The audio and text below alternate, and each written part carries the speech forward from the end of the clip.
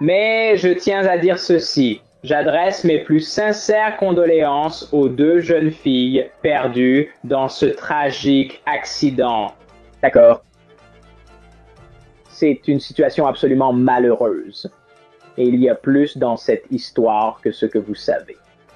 Mais quand le moment sera venu, je l'expliquerai plus en détail. Nouvelle mise à jour choquante dans l'affaire d'un streamer accusé d'avoir renversé deux adolescentes, dont l'une qu'il aurait traquée plusieurs semaines. L'avocat d'une victime affirme que le suspect a fait 2 swattings contre la jeune fille, quelques jours avant de l'avoir prétendument tuée, elle et son amie, en voiture. Ensuite, il est allé en direct, jouant à un jeu vidéo de baseball et a parlé de ce qui s'était passé. Dans une ville voisine, malheureusement, 2 jeunes filles ont été tuées dans un accident avec délit de fuite. Maintenant, il y a de grandes questions pour les autorités. Qu'ont-elles fait après que le suspect aurait soi-disant swatté la jeune fille? Et pourquoi, à ce stade, n'a-t-il pas été inculpé en tant qu'adulte? Nous suivons l'affaire présentée par Law and Crime. Je suis Chris Stewart.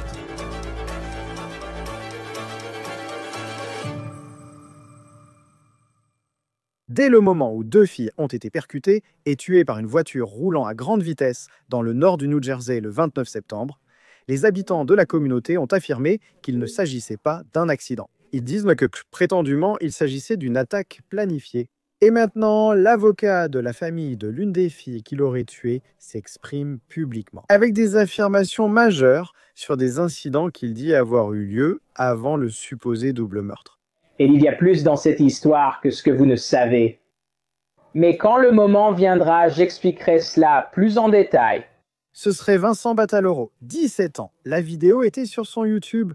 Il est le suspect qui aurait tué 2 des filles, apparemment. Il est ensuite allé sur Internet pour parler de ce qui s'est passé. Sur Internet, son nom d'utilisateur est Vinibat118 et il se filme en direct avec son ami en train de jouer à un jeu vidéo de baseball. NJ.com a révélé son nom après confirmation via des contraventions. Il est maintenant inculpé de 2 chefs de meurtre. En ce moment, il ne joue pas aux jeux vidéo parce qu'il est en détention, mais il n'est pas inculpé en tant qu'adulte. Il n'a que 17 ans. Cela engendre une frustration au sein de la communauté de Cranford, New Jersey. C'est la ville où vivaient Marianne Otis et Isabelle Salas. Elles avaient toutes les deux 17 ans. Et le 29 septembre, elles rentraient chez elles après un événement scolaire lorsqu'elles ont été percutées par une Jeep Compass noire roulant à vive allure. C'est ce qu'indique la police. Le conducteur aurait fui. DPIX TV a pris cette image depuis leur hélicoptère de la scène du crime sur Burnside Avenue, une rue ordinaire dans cette banlieue du nord du New Jersey. Un délit de fuite mortel reste tragique dans tous les cas.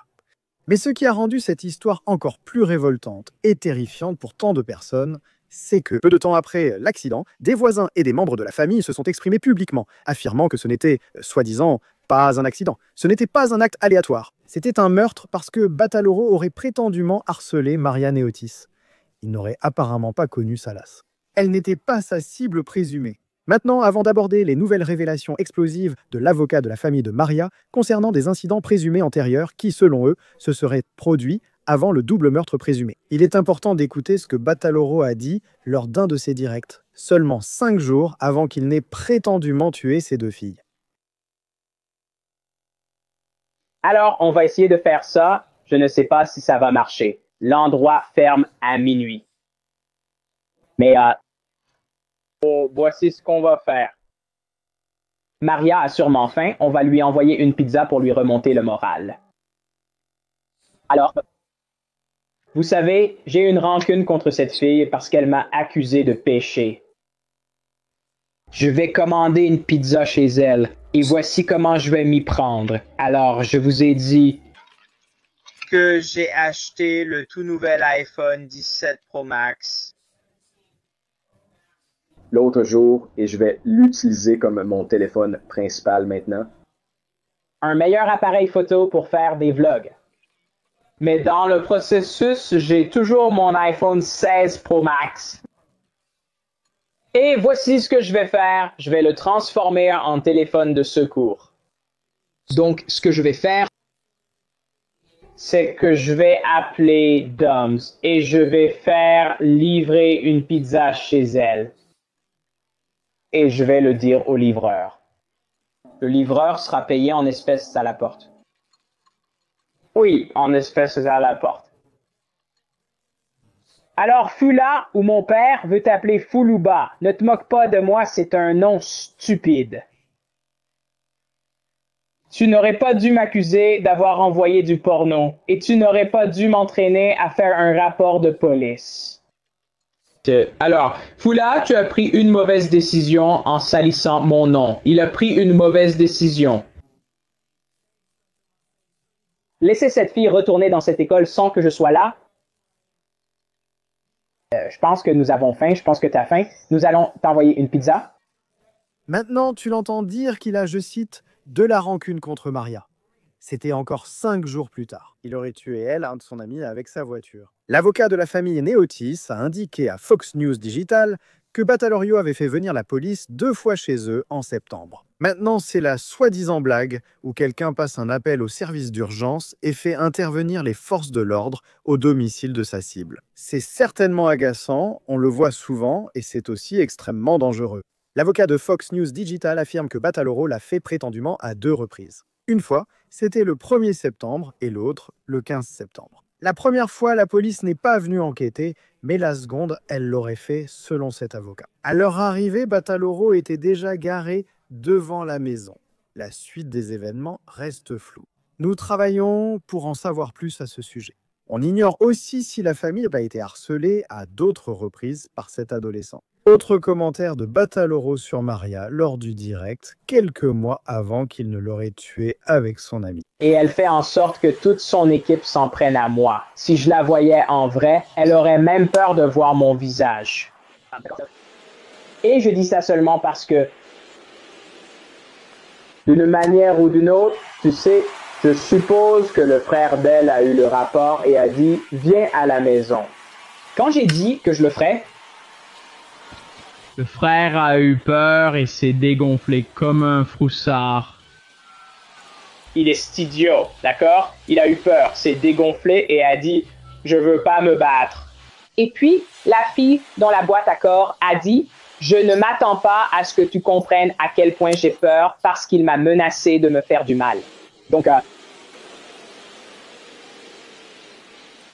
le frère a dit « Viens à la maison, ça ne vaut pas la peine que je perde mon temps. » Battaloro affirme détenir une vidéo de caméra corporelle d'un incident policier, publiée sur Instagram, et a invité les gens à visiter un profil désormais supprimé pour du contenu qu'il dit exclusif. Nous travaillons pour obtenir nous-mêmes cette vidéo de la caméra corporelle. Maintenant, si ce qui est allégué dans cette affaire est vrai, il est difficile de trouver les mots pour décrire à quel point c'est horrible, à quel point c'est choquant. Franchement, si c'est vrai, cet adolescent est déséquilibré. L'oncle de Maria l'a traité de psychopathe sur les réseaux sociaux. Maintenant, laissez-moi vous expliquer ce que Battaloro a fait lors de ce live après les meurtres présumés qu'il aurait commis. Il semblait que tout le monde savait que Vincent pouvait être impliqué dans les meurtres de Maria et Isabella. Pour les personnes qui le suivent en ligne, parce qu'après les meurtres présumés, il a fait ce direct et des gens dans les commentaires le reliaient à l'affaire. Battaloro répond à un commentaire. « Frérot, tu as tué mon meilleur ami. » Je n'ai pas besoin de négativité dans ce live. Donc, tout le monde va être mis en pause. Ensuite, les gens commencent à l'appeler un tueur. Tueur. Je me demande s'il existe une autre façon de faire. Il désactive ensuite les commentaires et aurait fait une déclaration sur ce qui est arrivé à Maria et Isabella alors qu'il s'apprête à diffuser un jeu vidéo en streaming. Mais je dois expliquer certaines choses qui se sont passées ces derniers jours et je ne vais pas en parler beaucoup. Mais dans une ville voisine, malheureusement, 2 filles ont été tuées dans un accident de fuite. Maintenant, il y a eu beaucoup de désinformation qui circulent sur Internet. Mais je vais dire ceci. J'adresse mes plus sincères condoléances aux 2 jeunes filles qui ont perdu la vie dans ce tragique accident. D'accord. C'est une situation vraiment malheureuse et il y a plus dans cette histoire que ce que vous savez, mais quand le moment sera venu, je l'expliquerai plus en détail. Je ne peux pas parler de toute l'affaire ni donner plus d'informations, mais je dirai ceci. D'accord. Les menaces contre ma famille ne seront pas tolérées. Mon cousin a reçu des messages haineux sur les réseaux sociaux à propos de toute cette histoire.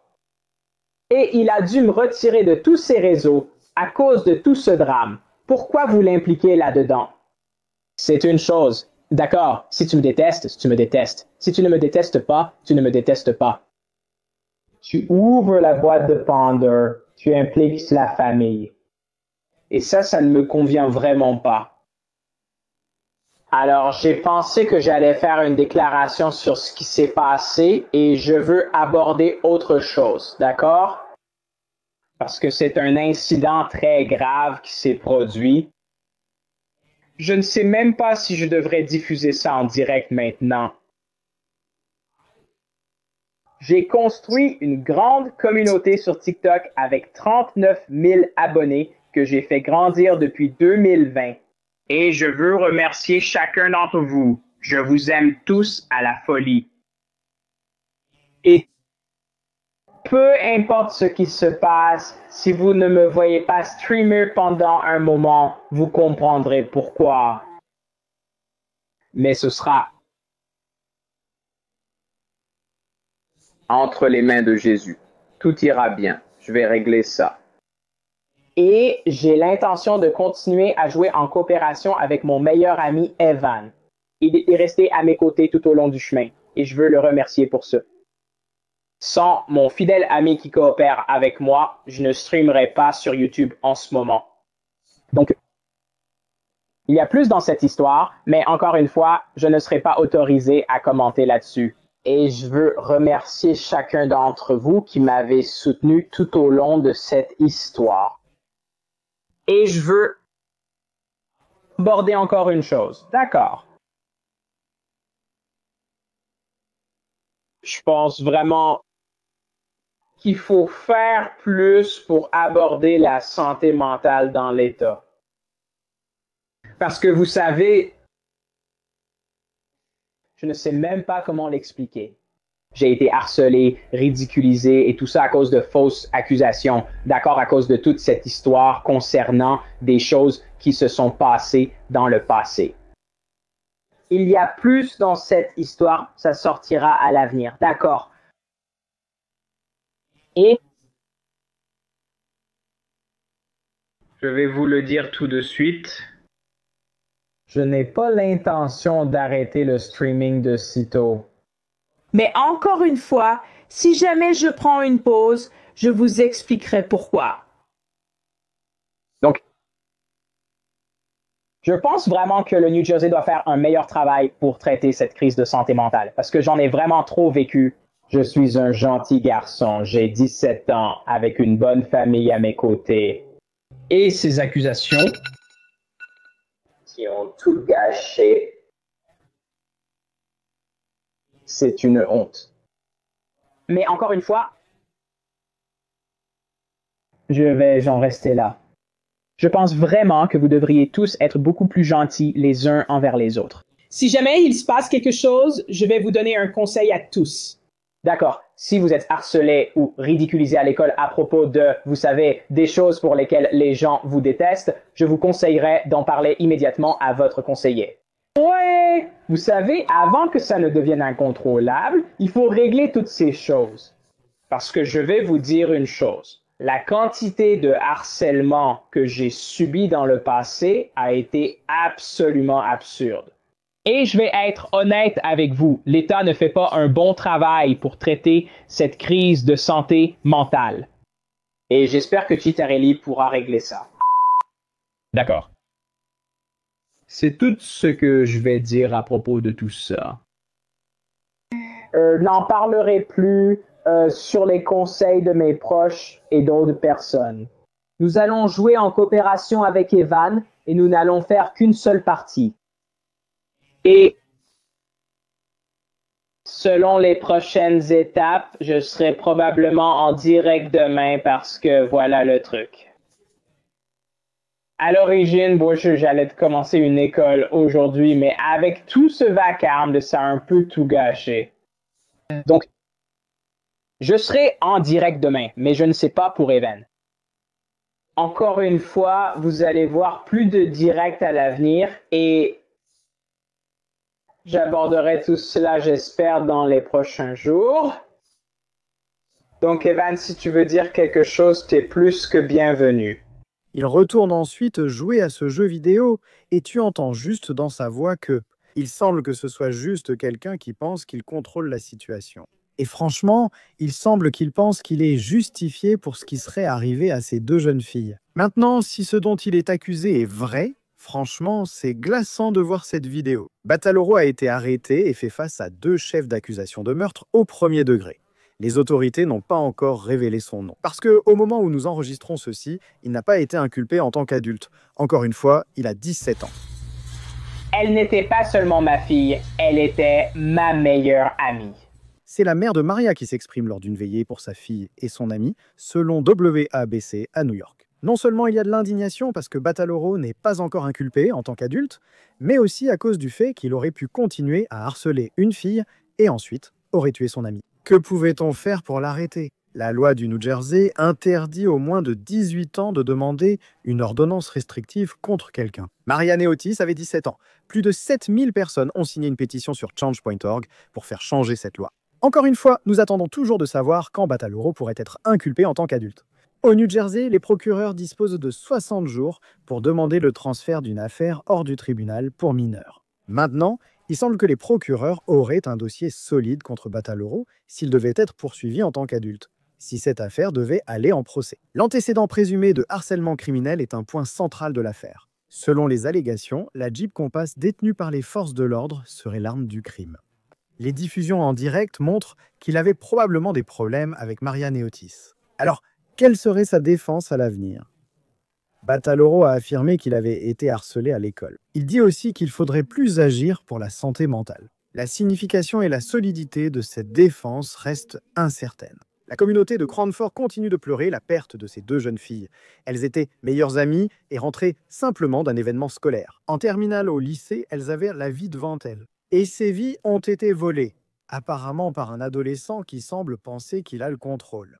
Mais cet adolescent pourrait bientôt apprendre que c'est le système de justice pénale qui déterminera son avenir. Rejoignez-nous maintenant pour en parler davantage depuis le New Jersey avec Bob Bianchi, ancien procureur en chef et ancien procureur spécialisé dans les homicides, aujourd'hui avocat de la défense pénale.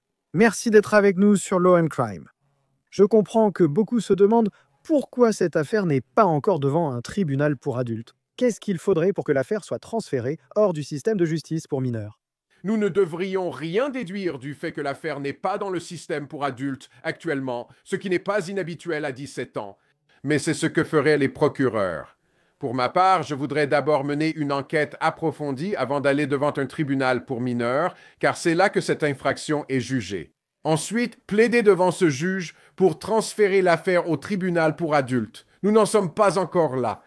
Il y a un délai de 60 jours après le dépôt de plainte pour que les procureurs fassent cette demande.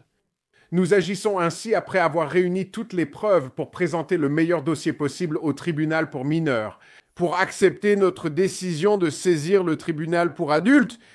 Dans une affaire comme celle-ci, cela ne semble pas être une décision difficile à prendre. C'est une personne qui a plus de 15 ans, c'est l'un des critères, en fait plus de 14 ans. Il s'agit d'un jeune de 17 ans, si en effet il s'agit d'un meurtre intentionnel et conscient, où il y a 2 morts. Les procureurs auront de solides arguments pour demander que l'affaire soit jugée comme une affaire d'adulte. Dernier point, la différence ici est que si vous êtes inculpé comme adulte, la condamnation passe de la réhabilitation du mineur, qui est l'objectif actuel du tribunal de la famille, à la punition et à la dissuasion. En somme, on passe d'une simple tape sur les doigts à une peine de prison à vie sans possibilité de libération conditionnelle. À quoi vous attendriez-vous? Si son avocat de la défense devait plaider pour que l'affaire reste au tribunal pour mineurs, quel pourrait être cet argument? J'ai tous les facteurs aggravants qu'ils regardent habituellement. Je ne vais pas vous ennuyer avec tous parce que la plupart d'entre eux jouent contre le prévenu dans cette affaire. En d'autres termes, c'est bon pour l'accusation. Le seul facteur possible ici est un problème de santé mentale que la défense pourrait essayer de soulever devant le tribunal. Cela ne fonctionnera pas pour les infractions de premier et de deuxième degré, surtout dans les affaires de meurtre. Et surtout parce qu'il est juste en dessous de 18 ans, vous savez, l'âge de la majorité. À mon avis, les tribunaux ne vont pas permettre qu'une infraction liée à la santé mentale l'emporte en matière de renonciation. Maintenant, cela pourrait entrer en jeu comme défense face aux accusations plus tard, mais cela ne va pas, à mon avis, en toutes ces années, cela n'empêchera pas un juge de transférer une affaire au tribunal pour adultes. Quand vous avez deux jeunes adolescentes qui ont été emmenées et dont la vie a été ôtée par cet individu, l'affaire va être transférée. La défense n'a pratiquement aucun argument ici. Et puis, en regardant le harcèlement présumé que ce suspect aurait exercé sur l'une des victimes dans cette affaire, les nouveaux rapports qui indiquent qu'il aurait prétendument fait du sweating. Il a appelé la police chez elle 2 fois. On ignore combien de fois cela s'est produit autrement. Et il y a des questions concernant une ordonnance restrictive. Vous savez, s'il y a des exemples où la police a été appelée, où la police a enquêté, pourquoi n'aurait-elle pas pu obtenir une ordonnance restrictive contre ce suspect? Mais si vous savez, il a 17 ans, je veux dire, s'il appelle la police chez elle, cela semble être quelque chose de plutôt dangereux à faire. Oui, c'est un domaine délicat dans le New Jersey. Nous avons parlé de l'élargissement des ordonnances restrictives. Il y a beaucoup de gens qui appellent à mon cabinet tous les jours, qui cherchent à obtenir des ordonnances restrictives parce qu'ils ont peur de quelque chose que quelqu'un pourrait faire ou ne pas faire. Et en gros, jusqu'à récemment, la seule ordonnance restrictive que vous pouviez obtenir concernait un acte de violence domestique dans lequel il devait y avoir une relation amoureuse ou quelqu'un vivant avec une autre personne. Comme critère d'éligibilité, rien que pour pouvoir demander une ordonnance restrictive. Maintenant, cela s'est élargi à certains cybercrimes et à des choses de ce genre. Mais à ma connaissance, il n'y en a pas pour l'instant. Pour une situation comme celle-ci où quelqu'un dit « Vous savez, cette personne me dérange, cette personne m'inquiète », pour obtenir une vraie ordonnance restrictive, vous pouvez, comme beaucoup, déposer une plainte pénale. Malheureusement, dans ce cas précis, il est trop tard. Si un crime avait été commis, comme le swatting par exemple, ou le harcèlement, dans ces circonstances, vous pourriez certainement obtenir une ordonnance. Ordonnance judiciaire interdisant à cette personne de contacter la victime. Donc, d'après ce que je sais de cette histoire, ce que disent les victimes, c'est que ces choses, le harcèlement et en fait le swatting, se produisaient et que si la police avait mené une enquête et porté plainte, à ce moment-là, ils auraient pu obtenir une forme de recours judiciaire qui aurait imposé une interdiction de contact. Mais soyons honnêtes ici aussi. Ces ordonnances y sont importantes. Ne vous méprenez pas sur ce que je dis. Mais si quelqu'un a vraiment l'intention de faire du mal à une autre personne, au final, ce n'est qu'un morceau de papier. N'est-ce pas? Parce que c'est, je veux dire, si ce qui est allégué est vrai. Et il conduisait ce Jeep Compass noir, il a traqué ses filles pour ensuite les percuter avec sa voiture. Pour appuyer, ce n'est qu'une feuille de papier, c'est très triste. En examinant cette enquête pour sa défense, si l'affaire est transférée devant un tribunal pour adultes, et il semble qu'ils aient le véhicule. Il y a ces vidéos YouTube où il ne dit pas qu'il l'a fait, mais il parle clairement dans le passé de problèmes avec une fille nommée Maria. Donc il y avait une sorte de situation en cours. Comment abordez-vous cela si vous êtes donc son avocat de la défense? Et s'il y a des preuves solides qu'il était au volant de cette voiture, hein? D'accord, c'est une grande supposition. Comme procureur dans une affaire d'homicide, je veux d'abord le mettre au volant du véhicule. Puis je regarde où est la défense. Et cela va se passer à la fois lors de l'audience de renonciation, au tribunal pour mineurs, ainsi qu'au tribunal pour adultes, quand, à mon humble avis, l'affaire sera transférée là-bas. Et ça va être, ce n'est pas un meurtre. Au pire, si vous pouvez prouver qu'il était au volant, c'est un homicide involontaire. Quelle est la différence ici? Chaque État a sa propre nuance. Dans le New Jersey, pour qualifier un meurtre de premier degré, il faut prouver l'état d'esprit particulier de l'accusé.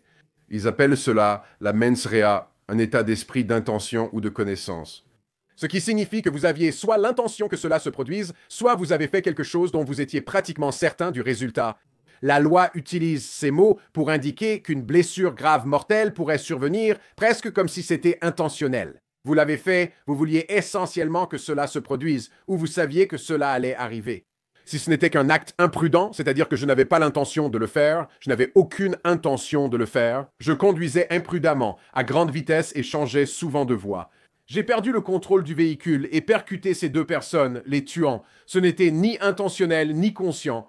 C'est une conduite imprudente. Cela ramène l'accusation à un homicide involontaire, aggravé ou simple dans le New Jersey, avec des peines nettement réduites en cas de condamnation. Donc j'imagine que si les preuves sont solides, qu'il est bien la personne qui a conduit le véhicule, il existe de nombreux cas où ce n'est pas solide. Mais si ça l'est, il a conduit le véhicule. Et ils vont mener beaucoup d'enquêtes pour montrer qui était le conducteur et remonter les pistes. Et des appareils électroniques, des caméras Ring, des caméras de rue et ce genre de choses.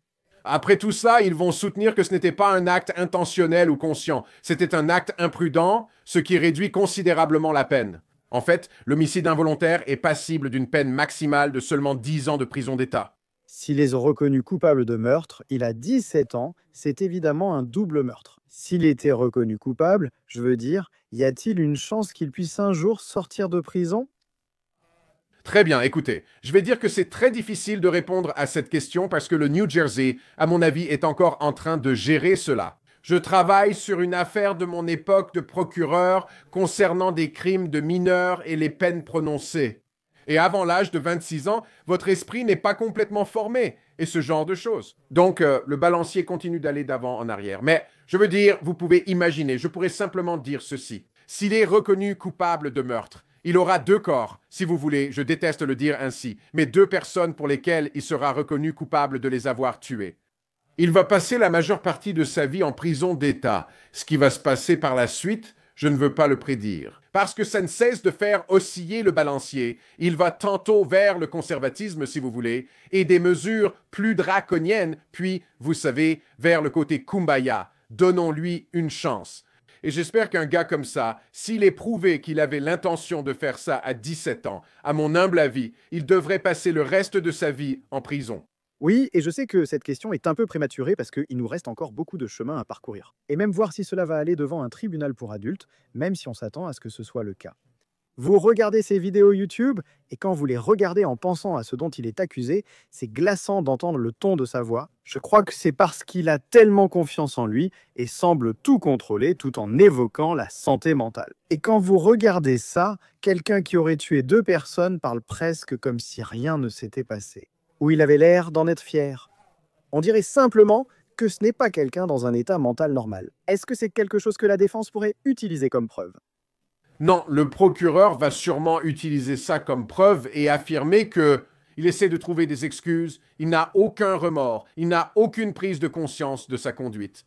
Pour établir une infraction liée à la santé mentale en droit pénal, il faut qu'elle soit aussi documentée psychiatriquement. Non seulement ils doivent prouver qu'il souffrait d'une maladie, je devrais dire qu'il souffrait de cette maladie, mais cette maladie l'empêchait vraiment, essentiellement, de distinguer le bien du mal ou d'adapter sa conduite. Quand il cherche une excuse parce qu'il est malade mentalement, ce qu'il dit c'est « je reconnais que, vous savez, c'est mal et c'est mauvais ». Donc on peut être malade mentalement et quand même être responsable de ses actes. Donc pour être honnête avec vous, je considère cette preuve comme une sorte de pièce à conviction numéro 2 présentée par les procureurs pour montrer au juge pourquoi cette personne ne mérite aucune forme de clémence. Dernier point, vous savez, quand on fait ça assez longtemps et qu'on a passé en revue toutes les différentes défenses, excuses et explications, en plus de 30 ans à traiter des affaires d'homicide, on en est arrivé à un point où ce n'est plus qu'une tendance. Il y a 30 ans, on ne voyait pas ça. Les gens n'inventaient pas d'excuses, n'étaient pas aussi robotiques et ne se précipitaient pas sur YouTube pour en parler. Nous avons laissé une culture jeune croire qu'elle pouvait agir impunément et rejeter la faute ailleurs. Ce n'est jamais de leur faute. Ils n'acceptent pas la responsabilité de leurs propres actes. Ils ne ressentent aucun remords. Et aujourd'hui, tout est comme un jeu. Ils ont le visage dans leur téléphone au lieu d'interagir avec les autres. Je déteste paraître vieux jeu, mais c'est la vérité. Nous sommes arrivés à un point inquiétant où ces jeunes n'ont même plus conscience de leur comportement et jouent toujours la carte de la victime. Malheureusement, j'ai un pressentiment, c'est encore un de ces scénarios. Oui, une version extrême de ce genre de situation. Je veux dire, il suffit de regarder et d'entendre le ton de sa voix. Et ensuite, il se met à jouer à un jeu vidéo de baseball. C'est étrange, pour rester poli. Et c'est tout ce que tu as dit ensuite. S'il devait avancer un argument du genre, j'ai été victime d'intimidation, et l'intimidation est un vrai problème. Je veux dire, c'est un problème dans beaucoup d'endroits. Je veux dire, quel poids cela pourrait-il avoir? J'essaie juste d'y réfléchir. Parce qu'il y a beaucoup de preuves contre lui et encore du chemin à faire dans cette affaire. On se demande comment se défendre au tribunal. Allez sur YouTube, prouve ton conflit avec elle. Et si tu étais derrière la voiture, tu es impliqué. C'est une affaire très difficile pour la défense.